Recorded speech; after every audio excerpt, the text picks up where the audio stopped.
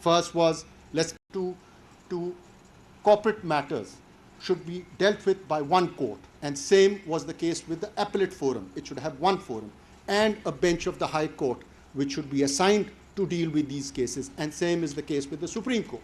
This will bring in consistency in the decisions, and hopefully it will also shorten the period of deciding such cases.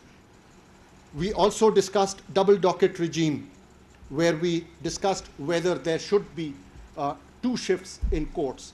This matter was left to the high courts, and inshallah we are meeting again on the 18th of August, where each high court will give us an input of how they want to proceed with it. Same is the case with establishment of model criminal trial courts. Well, in this case, we said what we're going to do is all the oldest pending criminal trials before the sessions will be taken up by these model courts, and they will be decided on a day-to-day basis. The one very important is the institutionalization of court-annexed mediation. Let me tell you, mashallah, we've got 20 trained judicial officers already in our judiciary, and we have to take maximum use and utilize their expertise. And it was decided that to start off with, one district in every high court will take up this particular mandate, and we will assess how the progress has been made and decide about it after 3 months. And we will increase this particular aspect of it, but only once we see how the progress of the initial steps that have been taken. Then comes timelines for disposal of different category of cases. 13 different items were taken up: declaratory suits, declaratory inheritance, injunctions, rent cases, family suits, succession cases, execution petitions, labor cases. There were the 13 on which we decided. This can be increased later, but to start off with, we started with 13, and the high courts have been asked to give us the timeline that they think is appropriate. We will inshallah decide it on the 18th. Then comes the Professional Excellence Index.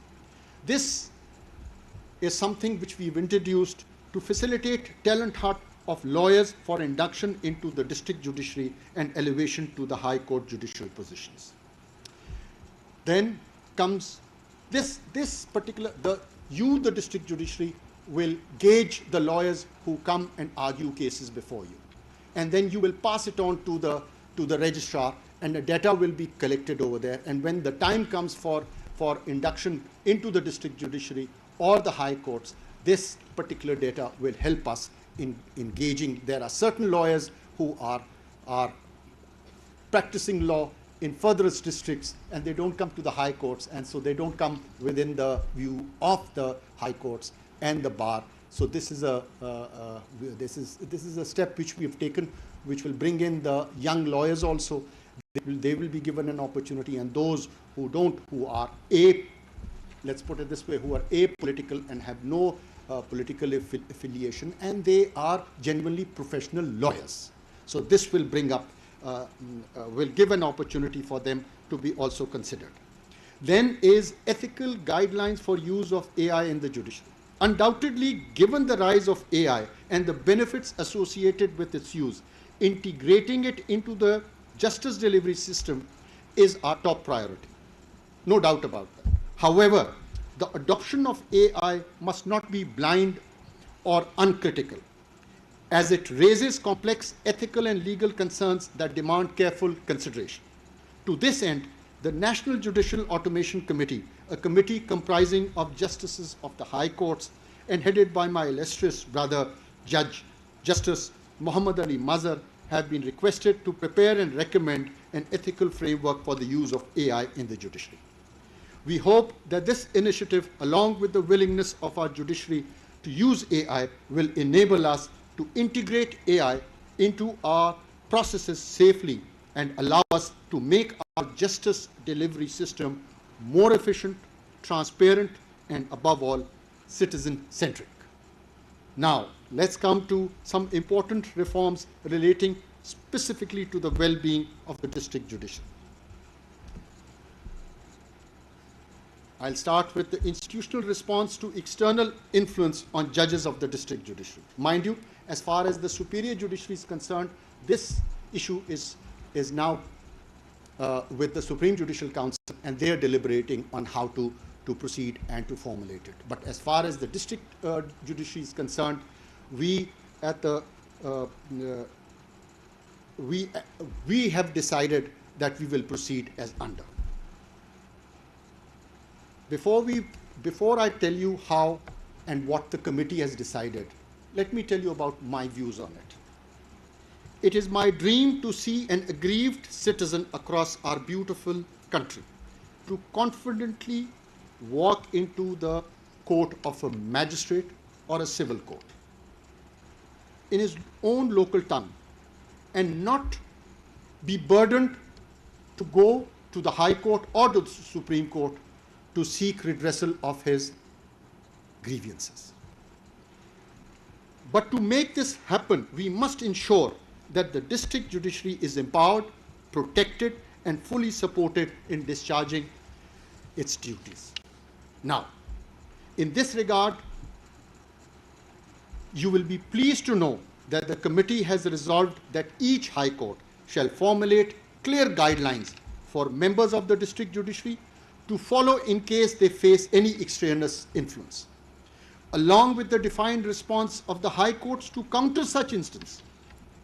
I have invited the Chief Justices of the High Courts to consider including the role of the Chief Justice of Pakistan in response framework they choose to adopt, so that the institutional support is strong and unified. The message must be clear to all that the Chief Justice of Pakistan shall stand with and support an independent, honest, steadfast judicial officer, inshallah.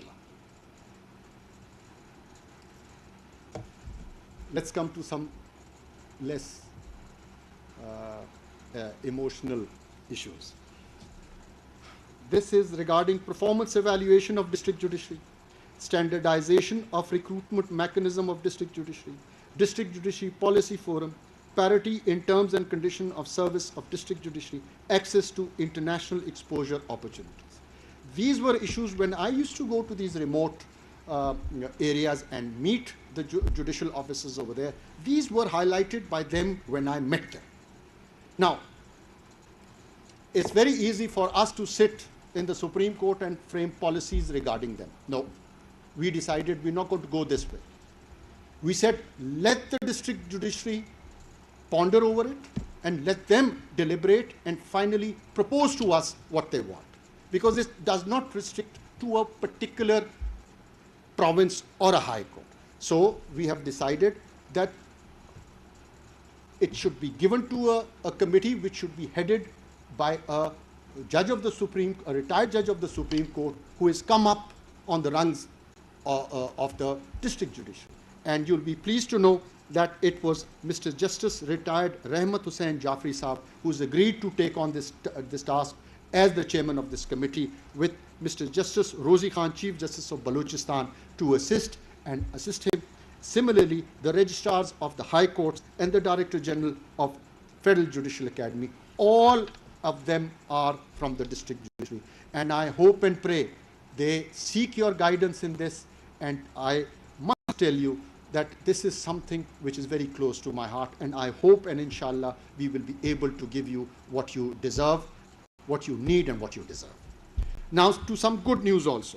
You will be pleased to know that we are in contact with the Supreme Court of People's Republic of China and the Constitutional Court of Turkey to enter into MOU for judicial cooperation for a period of 5 years. In this regard, the Supreme Court of China, agreeing to the terms of the MOU, has informally committed to host 30 judicial officers of the district judiciary to visit China next year. As for our engagement with the Constitutional Court of Turkey, our brother Excellency is with us. You'll be glad to know that our first batch of 5 worthy members from the Law and Justice Commission, National Judicial Academy, and from the establishment of the Supreme Court are still on their first trip of 18 days. Hopefully they will be back soon. And I thank you for that, Your Excellency. Respected members of the judiciary, as the Chief Justice of Pakistan has committed to caring for your well-being, he invites you to also commit to the highest ideals of public service. Always be diligent, disciplined, and respectful. Embrace accountability. Empathize with the citizen you serve, and always be polite and humble with them. These standards are not an additional burden, but always for you to honor your role, a role that matters not so much to the judiciary, but to the entire nation. Ladies and gentlemen, now let me appreciate the Federal Judicial Academy for organizing this national symposium under the thoughtful leadership of my brother Judge, Justice Mia Gul Hassan Aurangzeb. I commend you and your team for this excellent symposium. I also express my deep appreciation to all speakers, panelists, and development partners who have contributed to the dialogue today. The declaration we have adopted today shall serve as a moral compass and a practical catalyst for developing a national judicial well-being framework. To my fellow judges, this day is a tribute to your silent strength. But more than that, it is a promise that you are not alone. The entire institution is behind you. And I am fully committed to make your well-being priority of our reform agenda. But let me remind you, institutional changes take time. But I am proud that together we are making steady, thoughtful progress towards a system that serves both the judicial officers and the citizen with integrity and care. Today, by the grace of God, we gave voice to what was long left and felt but rarely said. That changes everything. From here on, may our support match the weight of what we carry. May Allah Almighty help us all in this noble endeavor. Ameen. Pakistan Zindabad. Thank you. मुल्क में judicial निज़ाम की बेहतरी के लिए दौरे किए हैं। कानून के बेहतरीन माहिर रोज़ाना की बुनियाद पर केसेस सुन रहे हैं। कौमी जुडिशल पॉलिसी अहमियत की हामिल है। मुकर्रर वक्त में केसेस का हल होना चाहिए। मॉडल क्रिमिनल ट्रायल कोर्ट्स के क़याम पर काम कर रहे हैं। इस सिलसिले में जुडिशल अफसरान को तरबियत भी फराहम की गई है। Chief justice of Pakistan Yahya Afridi का खिताब आप मुलाहिज़ा कर रहे थे। PTV न्यूज़ से ये थी ताज़ा तरीन।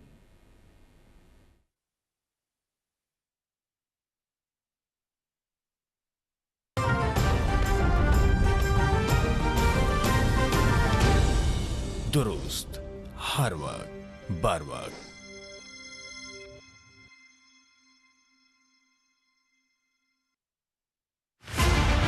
कारोबार और सरमायाकारी के लिए हुकूमती काविशें और पॉलिसी।